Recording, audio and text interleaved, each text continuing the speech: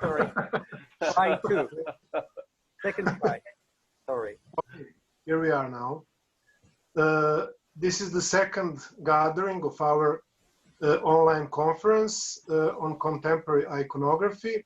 I will announce the names of the participants: George Cordis, Filip Davidov, Mihaj Koman, and myself, Todor Mitrovic. Let's start the discussion. Happy to see everybody. So Okay.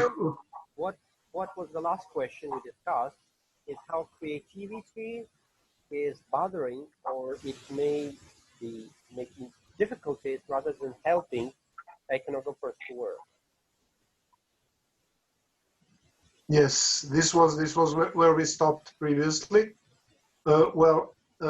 Since I have announced, I would like to ask George to continue with his idea, because I have a feeling that somehow he had no time to expose his basic concept in detail. I mean, I have proposed to take care about the creativity, and he proposed to take care about functionality. So I would like to. I think we have not given him time to explain in more detail his basic idea. That's what I'd like to hear at this moment. Okay. Well, today many iconographers they're trying to, let's say, to make their art, their work contemporary, so to be more alive and to be part of the, of the contemporary church life. And their main focus, I think, is how to produce new forms or new stylistic approaches. But I think that that shouldn't be anyway the main goal. Of course, this is something that we can discuss later, what exactly means new form or new style or whatever, or new theme, even that. But I believe that our main concern should be the functionality of the icon. And when I'm talking about functionality, I mean how the artwork would use the icon, okay, how it works in a church community, and what exactly produces in this community. Because it's not just aesthetics, it's not just theology, it's something very, very complicated, I think. And this is what I believe we have to make clear first, in order for, after that, to be able to start talking more specifically. Otherwise, we talk in a very generic way, and we cannot, let's say, discuss on specific issues. For example, what exactly is new in style of icons, and how we can extend that creativity, how far we can go from what we have as the body of the church, painting art. So that's why I'm talking about functionality as our main concern. So I believe that it will be at least interesting to talk about that and specify what exactly is this. Yeah. Okay. Yeah, I basically agree with this. Totally agree. Yes. Totally agree. But okay, I would like to hear. We have to begin with you again. I would like to hear. I would like to hear. I mean, your basic opinion on this. I mean, well, I believe it's not just a matter of my opinion. It shouldn't be just think of my opinion, because it's a church art. So we whatever we say must be based on a very solid ground And this ground could be only, the tradition of the church, the theology of the church. And in our case, I think we have a very good and solid ground, which is the iconology of the church, which, expressed during the iconoclasm. So we have to start always from that point and see how church fathers and the church, of course, defined the reason for the icons, why we must have icons, and what is the purpose of the icon in the church. Because if we don't have a definition, about that, it's not possible to move on and specify things. So that's my proposal, to start clarifying things from this very beginning, from the iconoclastic period and the theology of the church of the 8th and 9th centuries. So that's it. Okay. Shall I continue with asking questions? Yeah. Okay. Because now, look. Before we let's say we proceed. What I'm suggesting actually now, it's a kind of a method, because usually we lack a method of approaching things, and we just approaching all these issues in a very free way, sometimes very artistic, very sentimental, or whatever. For example, I have heard that, oh, this is a new icon. I don't like that because I cannot pray in front of this icon. And apparently here is a method here. An icon is good if I can pray in front of the icon or through the icon. Which method? It's not really, I would say, legitimate. So that's why I believe that, I strongly believe that we have talk about the method of approaching things. It's very important. What do you think? Yeah, I agree. Though it's well, it's a heaviest question for sure. This is the hard question. I would go back now with another thing that we have also prevented you to let's say continue to bring your idea to the surface. I think when we started previous discussion, you also said that church art had not let's say a heavy dogmatic position in church. I think this could be some kind of basis for the beginning of discussion. I mean, this position may make us think, let's say, can make us specify what is specific in artistic aspect of the church life, or let's say in church art. So, but what did you think about this? I mean, what could be, for example, difference between theology and art? This is maybe the opening point for this kind of discussion, for trying to define the position of the art in the ecclesiastical life. I don't know, maybe Philip or Mihai want to say something. Yeah. I'm because you opened huge questions previously, so this is what has left to me unanswered. Okay. Mihai, maybe you say something. Yeah, I can say.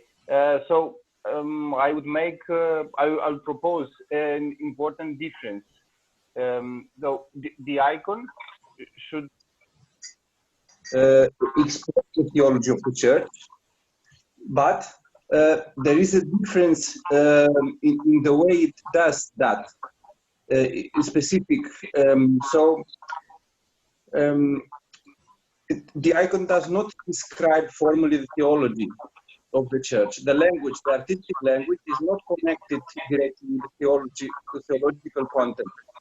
The theological content it's brought at the surface by the event represented, or by the face, the person represented. So the person of Christ brings the theology, not the way we depict Christ. So this, I believe, is a very important distinction we have to make in order to be precise about what is our job in this fact. What do you think? Yeah, I agree with Mihai. Yeah, because there is no dilemma, theology or art. It's both. No, it's both. Just every icon is theology and art, and each part does not contradict the other, or does not reject the other. Definitely, but that's why I propose to go back to a iconoclastic period, because I think that during that period, this basic aesthetical issue was really solved, and that gave us a lot of freedom as artists, and on the other hand, make us, let's say, stay restricted on the solid ground on theological tradition. So we cannot improvise and do things that are not, theologically correct. So this is my opinion. Well, I don't know, Philip, what do you think? Well, speaking about the iconoclast period, it's really such a time when there were no laws, actually. A time when the artist was totally free, and that probably is why the very iconoclast period happened. Because maybe not because of theological questions, but some people may not like icons just because they didn't like their appearance. The way Christ was represented on images, they did not like. So these caused also the problem. And talking about this question, which Mihai mentioned, theology and image, I would say what you're trying to struggle is what is the moment when some religious art, where we cannot apply the term theology, becomes an icon, where we can apply theology.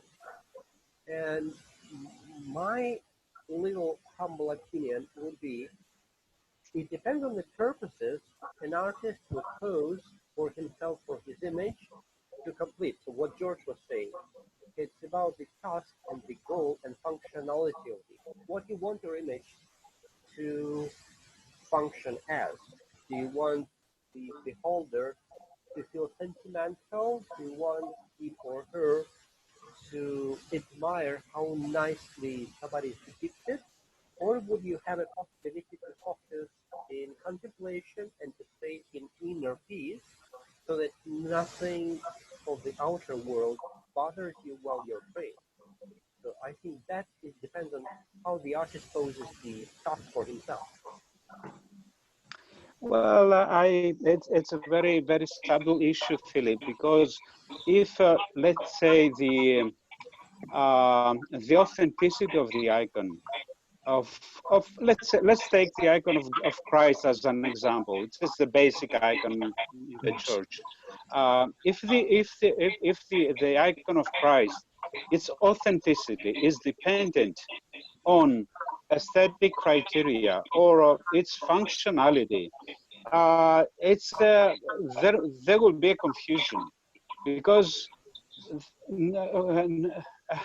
not for everybody every icon works. I have seen, for example, icons of Father Stamatis Clearis. He is a contemporary Greek iconographer.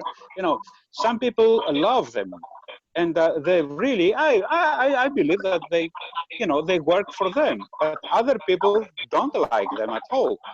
So if the authenticity of the icon is dependent on this criteria, I think it's a bit dangerous. in patristic theology expressed during the iconoclastic period, it's pretty clear that the icon of Christ, or I would say it differently, that Christ was born already depicted. That means that he, since he has a form, a human form, his hypostasis has a human form, he is already depicted. And the icon, the face of Christ, is his icon. So actually, we do not depict Christ. Christ already depicted. And we as painters, we were not creators in the first meaning of the word. As in, let's say, in Western art or in contemporary art, we do not create the icon of Christ. The icon of Christ is already created since he became man and he took flesh and he had a human form. This form is his icon. Our duty is to render this form, this icon, in artistic ways.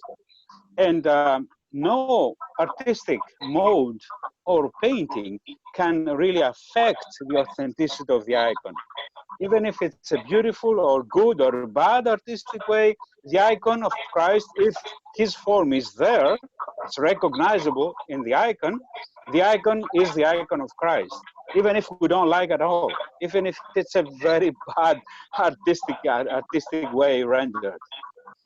So we have to disconnect the authenticity of the icon from the artistic mode. Otherwise, we are slaves of the artistic mode and theology. And this is exactly where the place for art opens, in my opinion.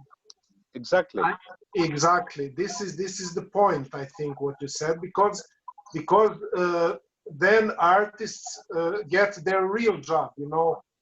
Our artisticism or art or whatever we do has a goal to enliven this icon. I mean, to give it more, let's say, more life, more to make it vivid. Let's say, to make it dynamic, to make it even more present. This is where our efforts actually begin. And this opens, in my opinion, this opens more space for art, what you said. Exactly.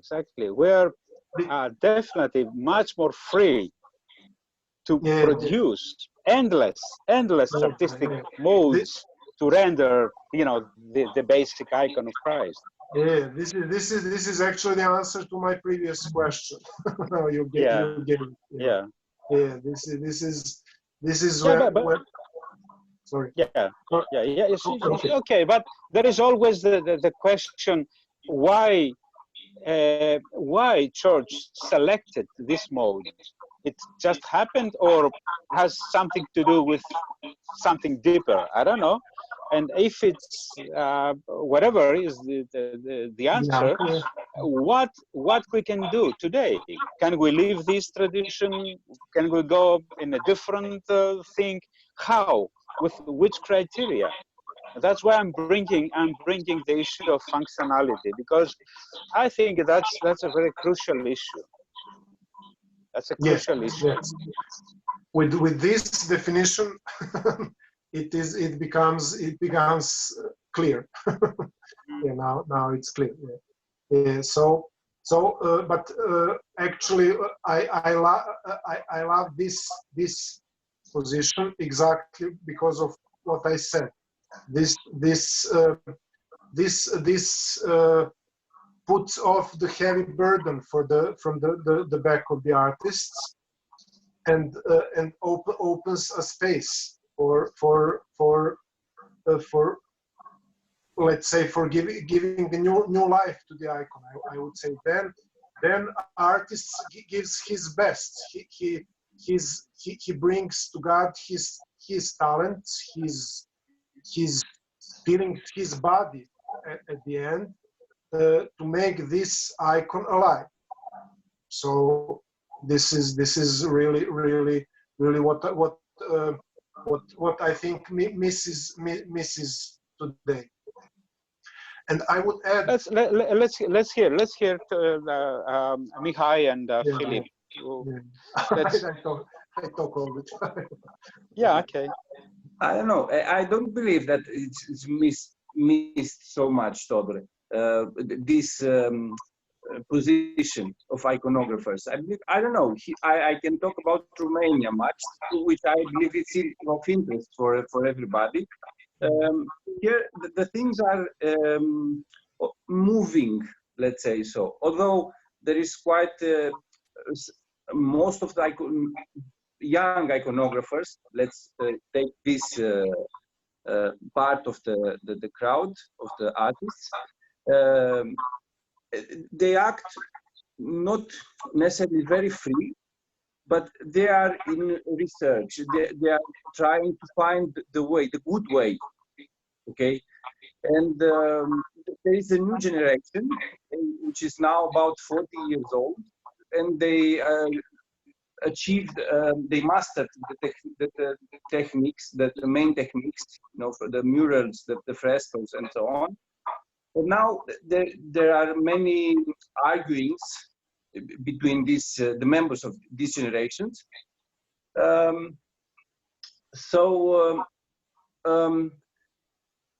are two main currents: the conservatives, which believes that they have to study the old school and find their ways using these methods, these stylistic ways of the old schools. And another current, let's name it so, which they try to bring up new formulas, new solutions. Okay, so both currents, I believe, are in good position and in a good on a good road. Let's call it so. Mostly if they go together, if they don't lose the others, I believe that the continued dialogue between these parts can be very productive, because, okay, I don't know, it's important to understand from the old school the way that icon functioned, the functionality, because I believe that the artistic way, the language has developed through the century, not by accident, but by following a certain purpose, which is functionality. I'm totally agree with this. So this is their main goal. The old iconographers, they pursued this goal, achieving a better functionality. It's like in an engine, you know, all the time we're trying to build a better engine to achieve in a better way the same goal. Yeah, but what exactly, Mihai, what exactly they were trying to achieve? What was their goal? What is the better functionality? Yes. What is the better functionality? What is functionality? What exactly is functionality? First of all, I believe that what the main goal being delivered, and the main goal of the icon is to present us alive the person depicted. can I say something very bold? Very bold. Sure. We start our conversation with being convinced that what we have as tradition, okay, it's good. Okay, that's our conviction today, that we believe that what we call Byzantine or okay, whatever we call that, this tradition, that it was good and it worked in the past. Let's ask something really bold. And if it was not good, if it was a failure, what about that? Are we sure that that was good? What's our criteria for that?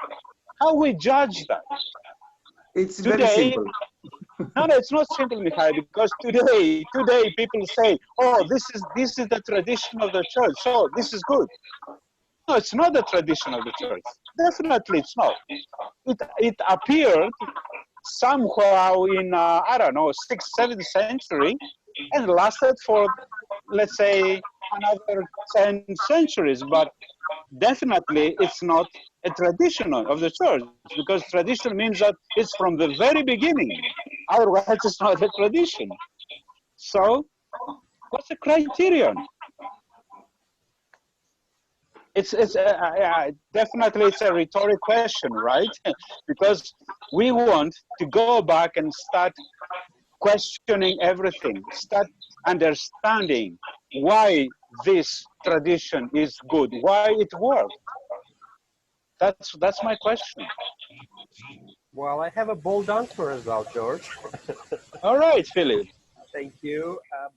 It worked because the artist managed to be first real artists creating powerful images functioning visually. Again, I have to say that. The icons hang in museums because they are cool. They have very strong visual messages of our predecessors. From the other hand, talking about functionality, if these were icons on wooden panels placed in iconostasis or somewhere else in a church, for a long time conversation, so conversation with saints or Christ or Mother of God, the artist managed to keep the image as peaceful and as balanced so that there's nothing distracting in it. So it works as a focusing point. As sorry, I have to make this comparison. Mandala in Buddhist world as a possibility for you to stay in one point without being bothered by anything. And this is another one of the tasks the art used to accomplish in iconography for centuries, and that's why they work. I don't know. I don't know. It's very complicated. Listen, let's see some pretty simple things. We definitely know that Saint Seraphim of Saros or Saint Nectarius of Aegina, they had an icon, a Western style, Renaissance style icon, and they were praying with that icon. All right, this icon worked for them. Okay, so it was good for them. So why a Byzantine icon is good and one other style is not good? What makes the difference? What is the criterion? What is our criterion? What should be our criterion? Well, what I was saying for myself, sorry for interrupting everybody, just short. The criteria is the way the image is appealing to you. There are different ways and different historical periods where people expect different types of appealing. For Seraphim of Saros, that was part of the religious culture of his time. Mm-hmm. Okay, so any art is good and proper. Depending on how it functions, how it appeals to you. If I see something which is too sweet, I cannot stay with that. I don't know. It's complicated and confusing, don't you think? What do you think, Todor? Well, I have one thesis on this subject. We could say a bit radical. I will try to make it short. In my opinion, the church, actually, the history of church art, in my opinion, shows that that church is not striving to find its own artistic language in visual arts. Church is somehow all the time defending or not trying not to define a precise language. Let me show you this way. At the beginnings of Byzantine art, church adopted the existing artistic system. You know? It was Roman art. We all know this, and we can say that till iconoclasm, it was more or less late antique art or Roman art or whatever. Later on, after iconoclasm, we come to the, let's say, 10th or 11th century, where the new system starts building the new style. But it yet how the style came up. Let's say the Comnenian style. How they reached this? Well, let me it's okay. Let's finish your story. Okay, your thought. We'll be back. It's complicated. It's complicated. I understand. Okay. This is very. I would say hazardous thesis, but okay. Let me bring it to the surface. Okay. So after iconoclasm, we have the Macedonian style, which is yet somewhere in between late antique art and what we will find in later centuries. This is actually the beginning of renewal. So we yet have the ancient forms. When Byzantine art came to the Comnenian phase, it actually this is called the Comnenian Renaissance. But in my opinion, this art is as distanced as it is possible from the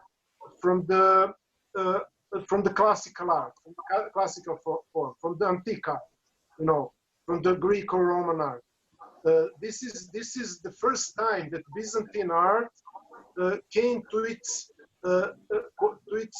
absolutely, let's say, authentic style. This is the, in my opinion, of course, this is something that is not relying on antique forms.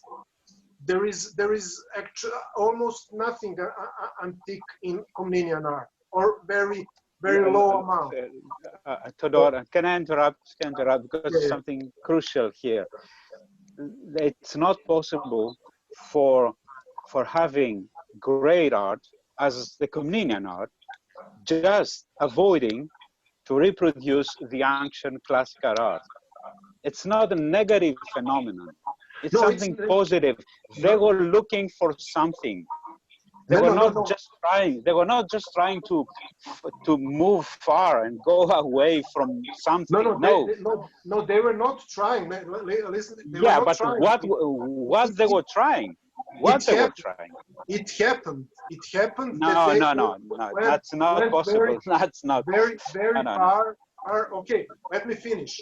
And then after this happened, we come to the Paleologan renewal, which is coming back to the antiquity in a real sense of the word.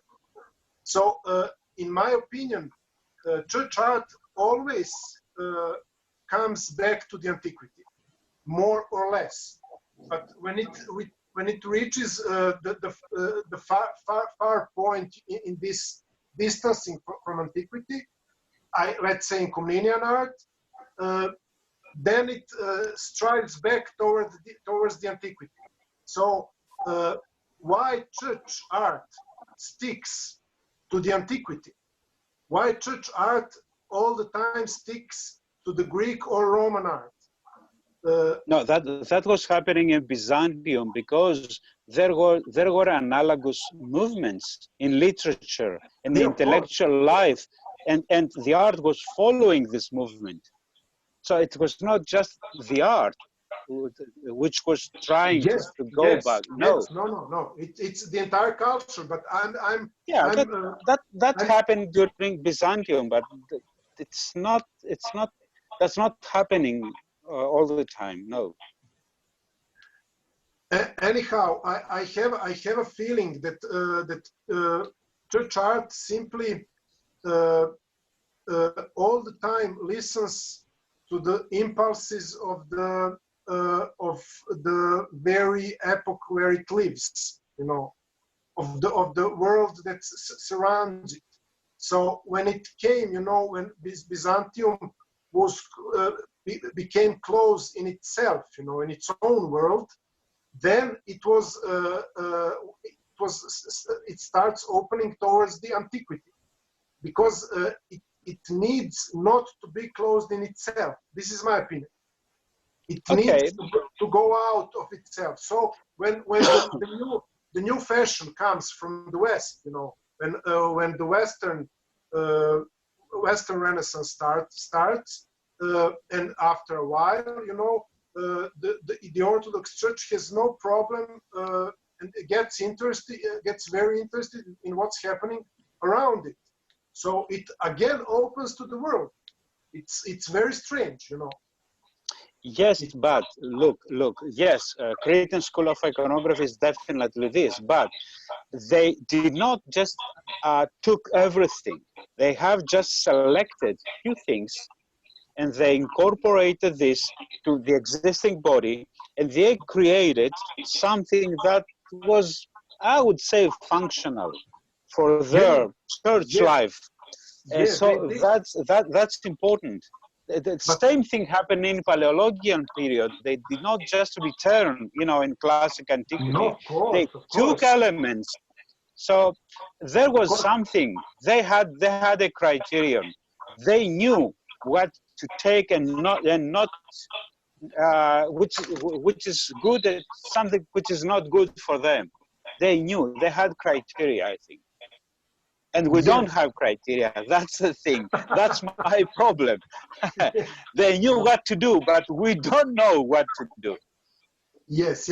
But what I say, we later on in Russia, we have to take this into account, of course.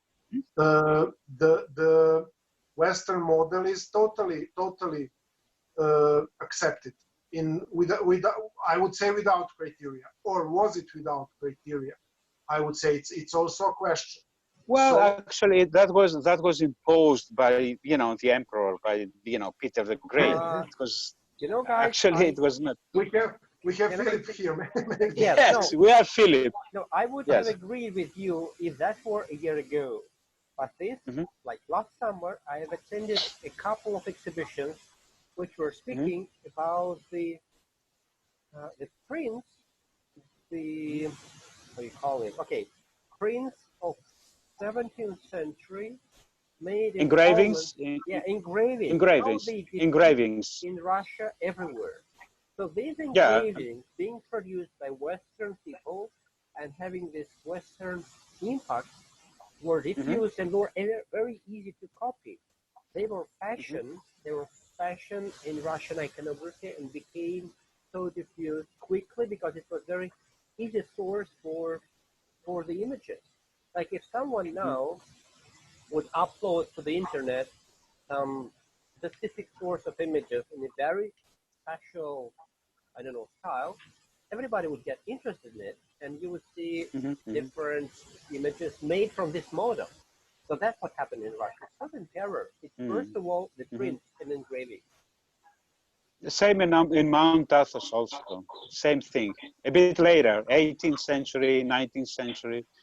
Yeah, the influence of these engravings was really, really big, really big. But I don't know. It's but anyway, that was happening in the past. What we're doing now, we are iconographers. I see what's happening all around. I see quite different paths that iconographers, some creative iconographers are taking. And my question is, what's happening? You know, is everything, works? Is everything okay, proper?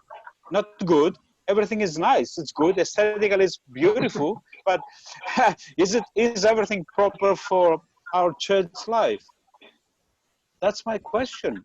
Because I want to see what Todor was going to finish with his excourse into the history. Okay. Oh. It has something to do with last question posed by George. Let's finish this historical journey. After the Russia, we are by the finish. After the Russia, how we rediscovered the Byzantine art. This is maybe the most interesting question in this historical journey. My opinion is that we discover the Byzantine art due to the modernism. without modernism, we would hardly discover the Byzantine art. It would not be possible because the academical scene before the modernism was realistic everywhere, in entire world, in Greece, in Serbia, in Russia. It was, you know, simply the education of artists was to paint realistically. So Byzantine icons have been considered naive. You know, Byzantine art was, you know, we all know how Byzantine art looked like in 18th and 19th century. It was simply thought as barbaric or naive or something like this. So without the modernistic turn, the turn toward the new forms and towards the ancient forms, you know, towards the forms that are simply not realistic, you know, there would not be possible. Todor, I think that it is a question because the first Russian who, let's say, rediscovered, you know, the old icons, they did not have something like that in their mind. And Kondoglu in Greece, yes, yes, he was definitely influenced by, you know, modernism, and he saw in iconography, you know, this modern aspect, but not the Russian scholars who basically rediscovered, you know, the old icons, and they brought this theological, you know, justification for reestablishing, you know, the Byzantine, Russian Byzantine anyway, or the Orthodox style. So I'm not sure that it's really very much connected with the modernism, you know. Do you think about Uspensky or the Russian? Before Florensky, Trubetskoy, yeah, before, much more before. Yeah. Well, at the beginning, actually. I would mention Viollet Duke, who was much more before, even before that. Okay, Todor, we are waiting to anyway, this was the trend of the time, you know, the trend of the end of 19th century and the beginning of 12th century is to go back to past and to research the ancient artistic forms or the ancient cultural forms or the ancient, even ancient theological forms. So we are again speaking about the trend of the epoch, which was not born, in my opinion, in Orthodox culture, in basically, or in Orthodox populated, let's say, areas. This is interesting in my opinion. Somehow, the Orthodox art turns out to be very open to the trends of the epoch. This is my thesis. I'm not sure if I just bring it in front of you to see if it works really. You know, there is some very strange openness in approach of Orthodox Church towards the art. You know, to change forms so radically, and so I would say so freely and so bravely, I would also say. Why not? It's not as conservative as it looks at the first glance. This is my opinion. I have a feeling that George's connection is not perfect. There's troubles with connection. Yeah, I'm here. Okay, I'm here. I see you. Yeah, I see you. Yeah. I have a short answer to Todor. Like history of art, every next epoch wants to make some own return to the previous epoch. So the classical art comes Baroque, then comes neoclassic. So every next wants to deny the previous and to return to the previous one. I think that's the same out the short term. Yeah. This is typical. This happens, of course, but it is strange how you know we think about church art as very conservative, and at the same point we find that there is no trouble. Exactly what George says. You know, Seraphim of Sarov has no trouble to pray in front of icon, which we would consider today, you know, like something very very unorthodox. So it's very this openness, in my opinion, is very strange and maybe telling. I don't know. I don't know. Well, the problem is that the rediscovery of the iconography brought this, let's say, very conceptualistic approach. And that's why we have all these problems. Because we try to convince people, faithful, that Christians, that these are the right icons. Because basically people didn't like Byzantine icons anymore.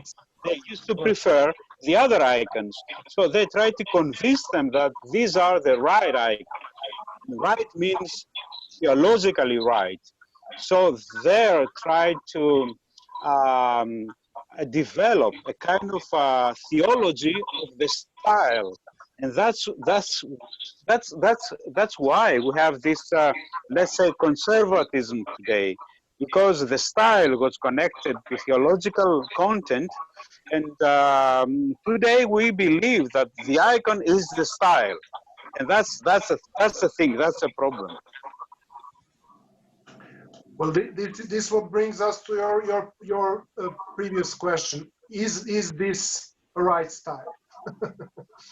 That's not, no. There is no right or wrong style. Every style could be right or wrong, but it's not the matter. The question is, if the style is the proper thing, something that works. I don't care if it's right or wrong. There is no right and wrong in artistic languages. It's something that works or doesn't work. That's the issue. Okay, so we now finally come to the point. We should try to make a kind of explanation, or the kind of research or whatever. Is this style that we have now is truly functional, and why is it functional? Can I bring an example, just to be more specific? If we study Byzantine, the traditional Byzantine iconography in almost every period, we will see that we have a kind of abstraction in garments or landscape and other issues, other things, but in faces, they were, let's say, more naturalistic. Not very, but let's say more realistic than the images, the garments. My question is, why? That's a question. All right, and after that, we can see the issue of how much of abstraction we can have in order to be in the framework of this specific functionality, or how much realism can have also, because these are very subtle issues. You know what I mean? Yeah. Today I see. For example, I have in mind an iconographer in Crete, a Cretan iconographer, Vasilakis. He passed away actually, some time ago. A very good iconographer, but his iconography has a lot of abstraction. So when you see the icons, you can recognize the theme, but when you see the faces, it's like a ghost. There is nothing over there. So is this too much abstraction works? And why not? That's my question. You see what I mean when I'm talking about functionality. Yeah. Well, if it is scandalizing you, then probably it should not be so. If it is scandalizing, then probably it should not be so abstracted. I don't know. It's a matter of question. It's a matter of discussion. Well, maybe it's not maybe it's not suitable to speak about personally, but about Vasilakis. Well, no, I'm just I brought an example because actually he passed away. That's why his history, and so we can talk about his work. We can discuss the works. Yeah. Yeah. In my opinion, this amount of abstraction, this, let's say, high amount of abstraction, makes a problem with the historicity of the representation. We are somehow losing the idea of historicity. Somehow we lose the let's say there are not enough historical elements to be aware that the event is represented and that person is represented, or persons. We have a kind of announcements of events and a kind of announcements of the persons. I think simply it's kind of not enough, because icons are representing. Icons are always, bravo. Icons are always representing events and persons. Without this, we lose the basis, or what. Well, you can see in the screen, you know, some of his work. His work represents. Okay, it's not too. There is not so much abstraction. You can see, for example, you know, the baptism, you know, different scenes, you know, ascension. You can see this, but it's not the issue. You know, he represents, but I'm not sure that this is the goal of iconography, to represent. Or maybe we have to define, we have to find another verb. Maybe it's, look, you see? No, here on the right, you know, the descent from the cross, you know. He's actually very good. But yeah, I'm not sure. It's George. It's recognizable to us because we know precisely these forms. It's yeah. But I'm not sure that it's generally recognizable. What he wants to say, what he represents. Oh, I don't know. Well, it is a matter of question. It is a matter of question, you know. Anyhow, you know, I should interrupt you. No. I'm just trying to all this time. I'm trying just to let's say to define a bit what we must have in mind when we talk about functionality. You know, because it's not something easy to understand or to describe. It's much more complicated than we think. That's why I brought these examples, just to make let's say a bit clear, you know. Yeah, it's a good example because it's really a brilliant art. I mean, he's really a good artist. Oh yes, great art. Yeah. But I'm not sure that we personally can totally resolve this problem. But okay, it also depends on not only on us, you know. I'm not sure that we will have precise. Hopefully. No. yes, of course not. We're talking, you know. We're chatting. We're talking. We're discussing. That's the issue. That's the issue. Start thinking. Just start thinking. It's important for me, I think. Yeah. So what came to Mihai? Sorry, you wanted to say something.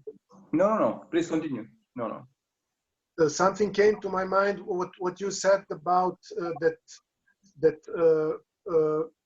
painters, iconographers, or icons that depict or whatever you use represent. What we can't find the precise word. Can I interrupt a bit? Yeah. The Greeks, they used a very interesting verb for describing the action of icon painting, in church especially. It's historicen, which I believe George can explain it better for us, which is very interesting for me. It was a revelation as a verb. Yeah, it is, historo means writing history. Well, writing history, right. Yeah, it's very- writing down history in visual forms. That's the verb. It's Yeah. perfect. It's perfect for my previous argument. Yeah, it is. It is. Chronicle. It's much better than representation, definitely. Definitely.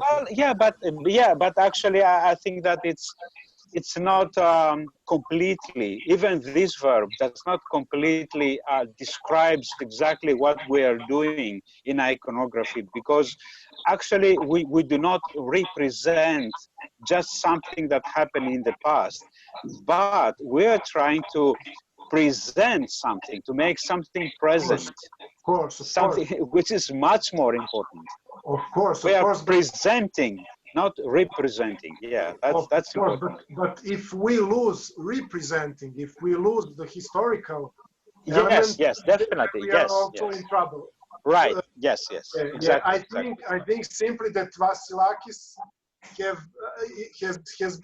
is flying too high, let's say, in metaphorical, in metaphorical Yes. language. Yeah. But what I wanted to say, to add, to the Mihai's discussion from the beginning, that theology, there is a difference between arts and theology. So arts always try to represent Christ, the icon of Christ, as you said. But I think that's quite similar with theology. Theology has not the right to Christ. Theology also tries to approach Christ from a different ways. There is something very common in art and theology.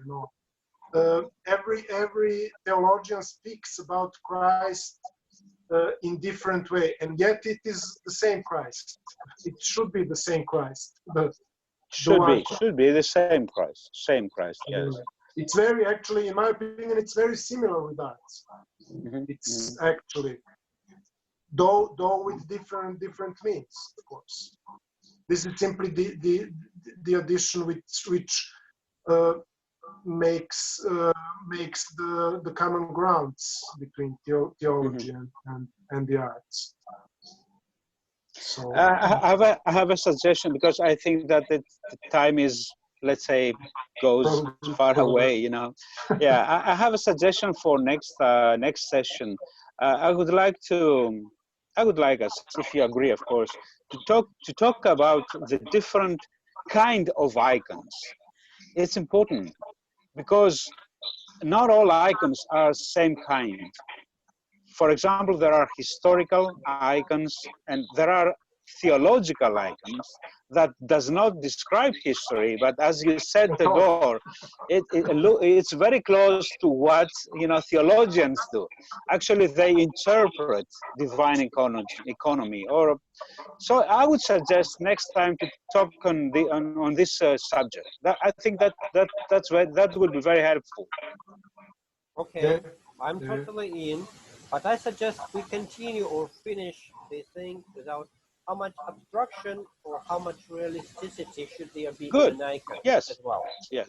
Yeah? Yes, of Types course. of iconography and the amount of abstraction. Yes, that would be very, very good. Very good. Okay. Todor, you are concluding today. It's your turn. No, I was speaking too much. I would like somebody else. All right. See everybody later. Bye-bye. Thank you. Okay. Bye. Bye. Bye. Good night. Bye. Bye.